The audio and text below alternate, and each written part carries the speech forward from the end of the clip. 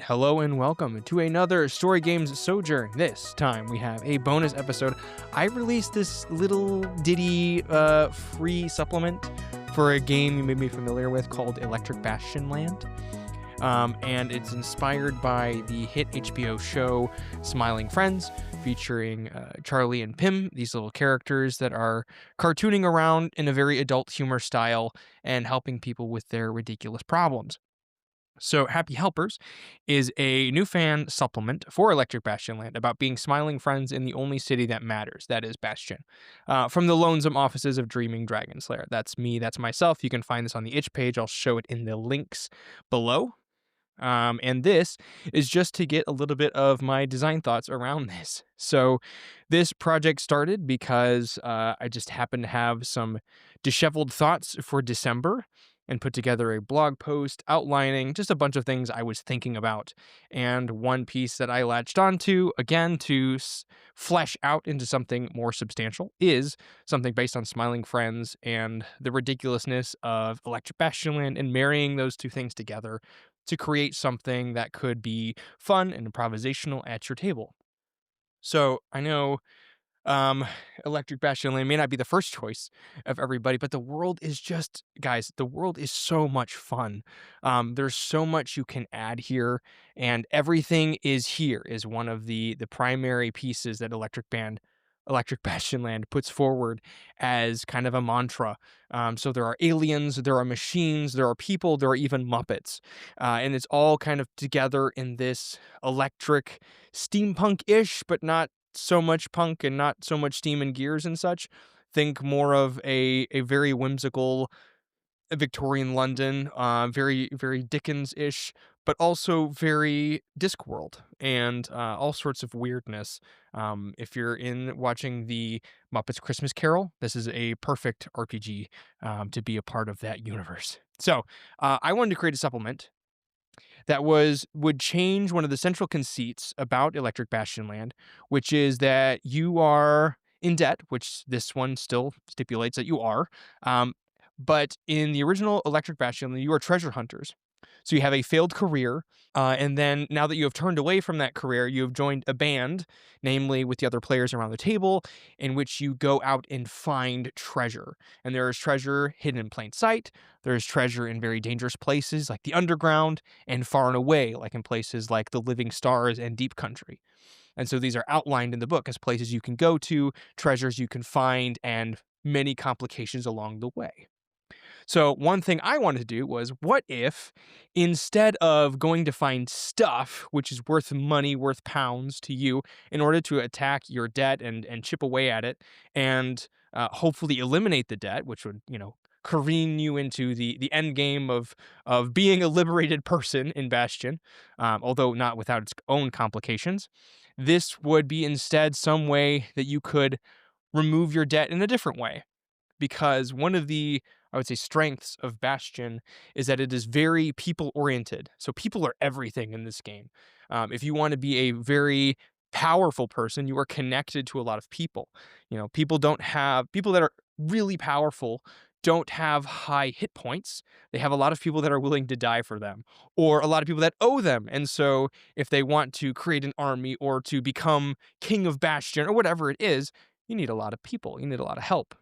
And so this job system that I put together for the supplement Happy Helpers is about connecting with people, and specifically connecting in a way that I think is a little bombastic and perhaps just a little bit out there and allows for a lot of improvisational play. So that's what we're going to be talking about today. So as I said, this is like a small 4-page free document on itch.io under the Dreaming Dragon Slayer page. And I'm just going to read through it real quick. So first is the job. So there are 4 sections here: preparation, before the job, getting the job, and the job's value. So preparation, I wanted this to be a hotbed of improvisational play, in which case you need to do a little bit of groundwork ahead of time. So the first bullet point says map at least one section for each bastion, and then gives a page reference, deep country, and the underground.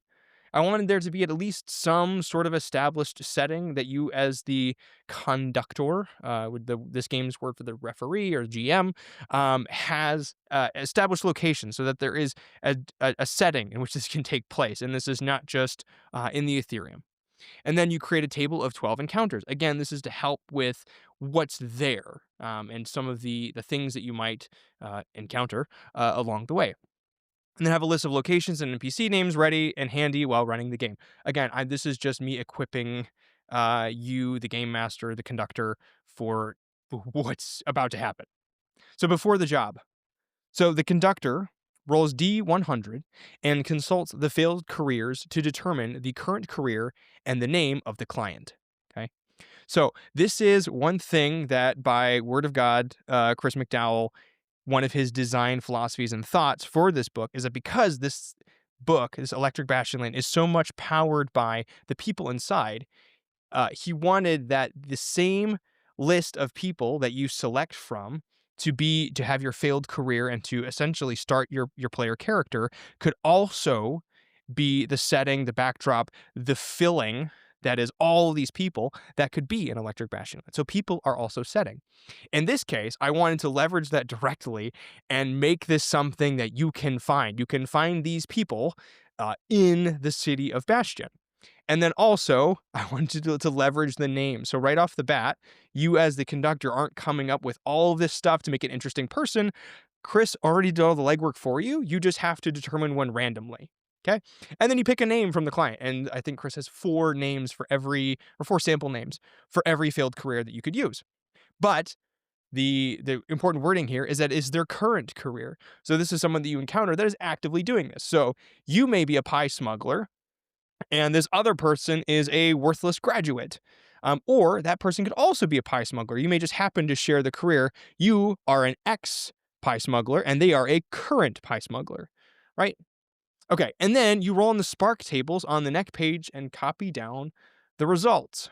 So there are some spark tables, which just includes rolling a d20, and then you have actions, you have things, you have relationships, and you have locations. And these are all just words to throw in there and to begin to stir up some possibilities about what this person could have their problem as. What could they be complaining about? What do they need solved? And then you pass this information, the current career, the name, and those spark tables, secretly to a volunteer player. Okay. Now we're getting into some like story game territory here.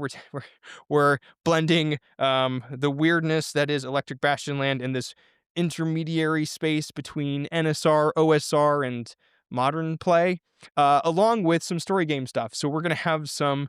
I struggle to call it improv theater, but that's what we're getting to here. So getting the job. So you start in the quote unquote homely Happy Helpers headquarters.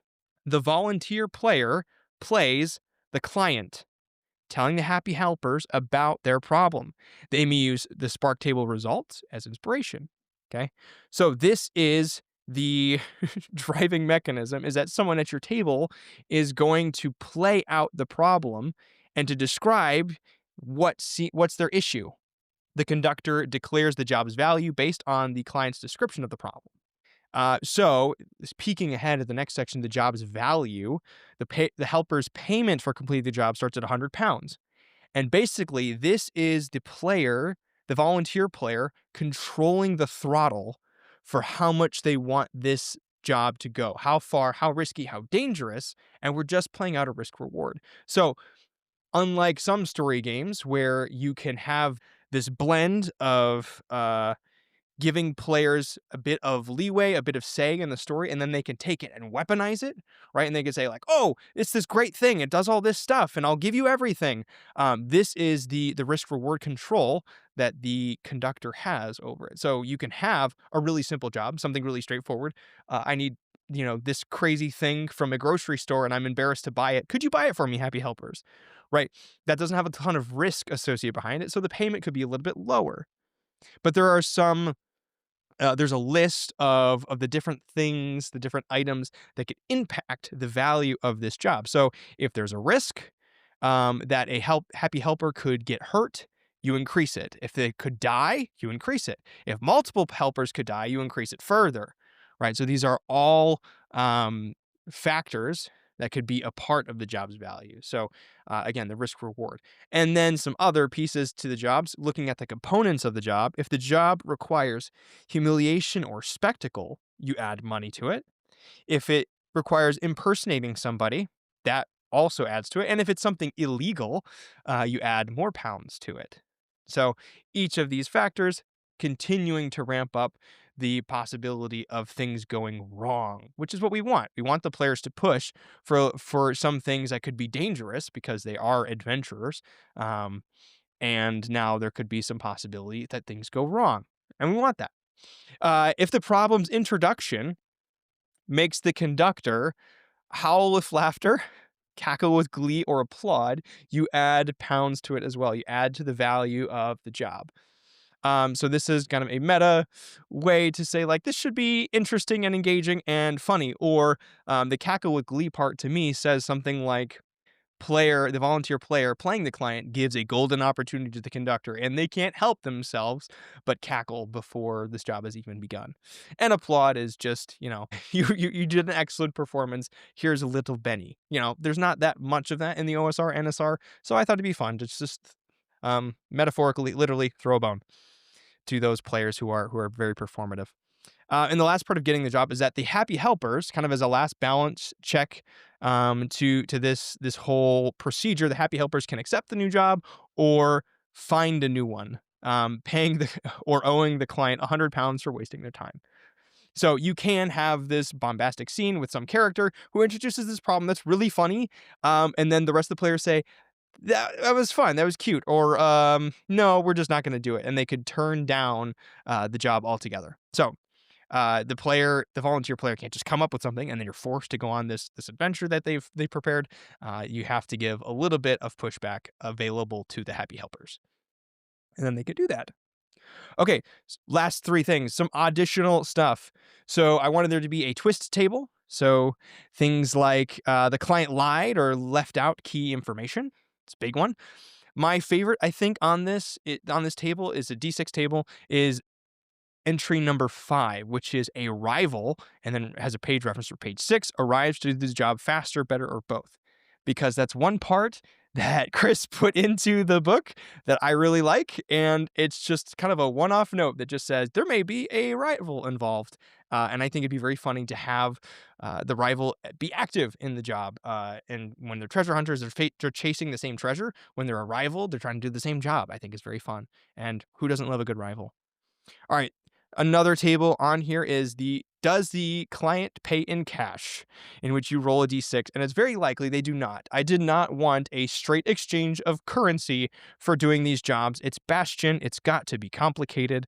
So things like they pay in commodities related to their career. So tying back that D100 roll you did at the beginning, or not at all. They owe you a debt. They're not even able to pay you. And now you have someone who says, yeah, about that. Um, they said they would pay, but now they can't. Maybe they ran out of cash just before this happened, or you know what? I really need to get groceries this week, so I just have to owe you something, which starts the complicated web of people owing each other things, and as I alluded to before, raising armies or owing favors or whatever else involved in there. I think this one's pretty fun, which is, yes, they pay you in cash, but it's in bulky bags of small coins. Bulky being capitalized there because then you have to carry the stuff around in order to use it. Very fun.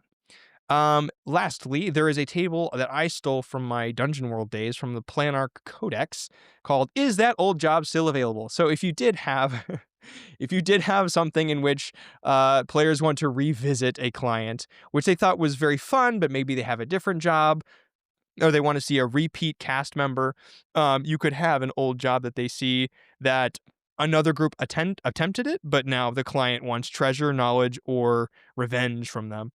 Or that job is still available, but the job has escalated or gotten worse in some way. So some ways for the complications to continue, even if players decide they don't want to do a job. So nothing left on the cutting room floor. You can recycle, and clients can come back in another way. And then some acknowledgments. This I think I forgot to mention as well. There was a video by Sam Pearson outlining how to use Affinity for making some interesting layout decisions and how to make stuff look a little more professional. So I wanted to emulate some of the layout that Chris McDowell did for Electric Bastionland. I hope that comes through in there. And I just wanted to put some polish on some of these edges and just kind of putz around with the tool that Canva has put out. So I recommend checking that out as well. It's free, and I found it fairly straightforward to use and took a few hours to cook this up for you. So if you found that interesting, again, link in the below, and we'll see you guys next time. Thanks. Bye.